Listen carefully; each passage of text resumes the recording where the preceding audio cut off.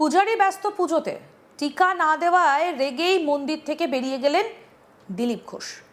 মঙ্গলবার এই ঘটনাকে ঘিরে গুসকরা শহর জুড়ে শুরু হয়েছে বিশাল চর্চা।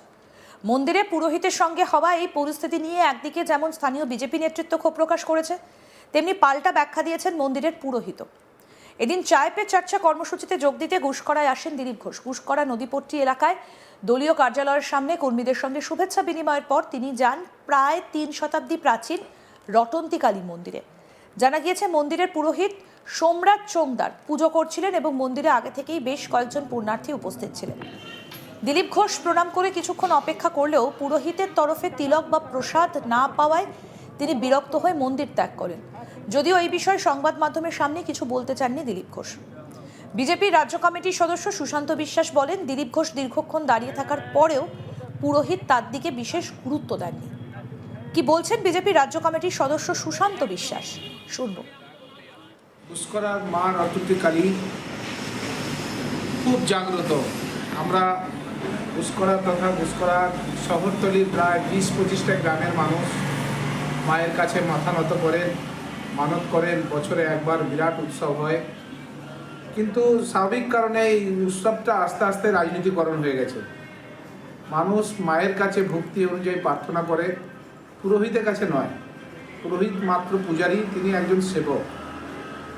রাজনীতির কারণে আমাদের দলের তরফ থেকে ওনার কাছে আগেই বার্তা দেওয়া ছিল, দিলীপ দা অত্যন্ত পশ্চিমবাংলার রাজনীতিতে একজন গুরুত্বপূর্ণ মানুষ।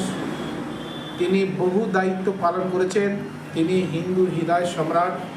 তিনি হিন্দুত্বের জন্য প্রচুর লড়াই করেছেন। তার রাজনৈতিক জীবনে বহুবার তিনি অত্যাচারিত হয়েছেন এবং খুব স্বল্প টাইমের মধ্যে তার কর্মসূচি ছিল।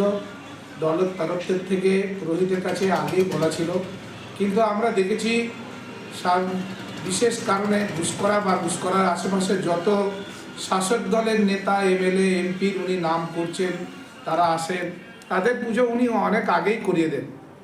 এবং এখন নিত্য সেবা চলছে। মায়ের পুজো হয়ে গেছে, বছরের যেটা উৎসব সেটা বাৎসরিক উৎসব হয়ে গেছে। তারপরেও দিলীপ দা প্রায় 10-15 মিনিট অপেক্ষা করেছে। উনি কোনো কর্ণপাতই করেন না। এটা গুসকরার মানুষ হিসাবে, একজন হিন্দু হিসেবে, একজন বিজেপির কার্যকর্তা হিসেবে আমরা খারাপ দৃষ্টিতে দেখছি। মন্দিরটা দেবালয়, ওখান থেকে উনি রাজনীতিটা না করলেই পারতেন। উনি যতগুলো নেতার নাম করছেন পুজো করতে আসে, সবই শাসক দলের। তবে কি বিরোধী দলের নেতারা মায়ের ভক্ত নয়?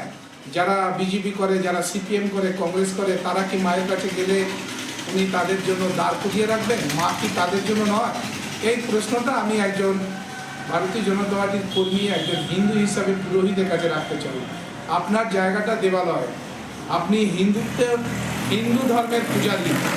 আপনি যদি নিজেকে ঘুরিয়ে ফেলেন, আপনি যদি নিজেকে ভিন্ন ধর্মের মানুষের কাছে তুলে ধরার চেষ্টা করেন, রাজনীতি করুন।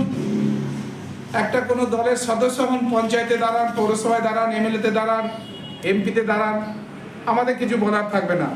কিন্তু আপনি ওইখান থেকে যে রাজনীতিকরণ করলেন, এই ঘটনাটা খুবই নিন্দজনক। আমরা দুঃখ প্রকাশ করছি।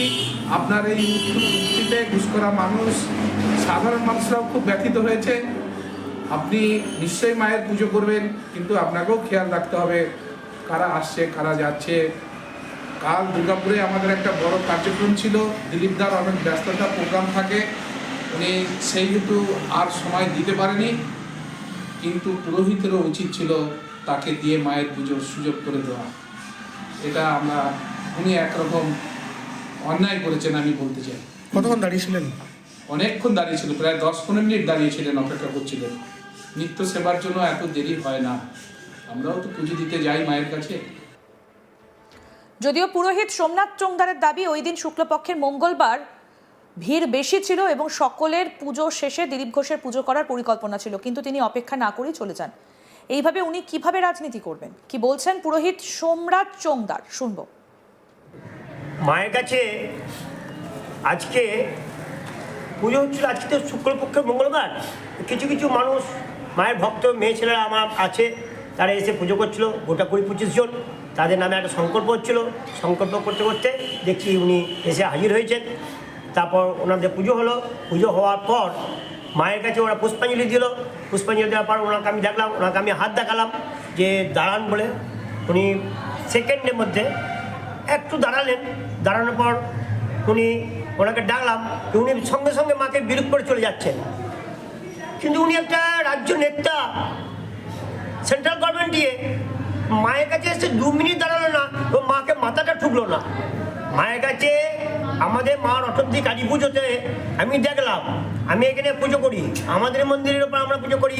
তার উনি আমার এখানকার বোলপুরের সাংসদ অসিত কুমার মাল এসেছিলেন। সেদিন ছিল 30,000 লোক দাঁড়িয়েছিল। 30,000 লোক দাঁড়িয়ে থাকা সত্ত্বেও উনি এই মন্দিরের ভেতরে ঢুকলেন। কিছু লোক এখানে 100 লোকে পুজো হওয়ার পর বলো এই 100 লোককে ছেড়ে দিন। ছেড়ে দেওয়ার পর পুজো করে ছেড়ে দিলাম। তারপর উনি আমার এখানকার চেয়ারম্যান কুশল মুখার্জি ওদিকে সঙ্গে করে যখন নিয়ে এসে হাজির হলেন, তখন ওনাদের পুজো করে দিলাম। ওনার তো ধৈর্য ধরলেন আধ ঘন্টা। এই ঘটনা প্রসঙ্গে হিরণময় চক্রবর্তী নামে এক প্রত্যক্ষদর্শী কি বলেছেন, এবার তার কথা শুনবো।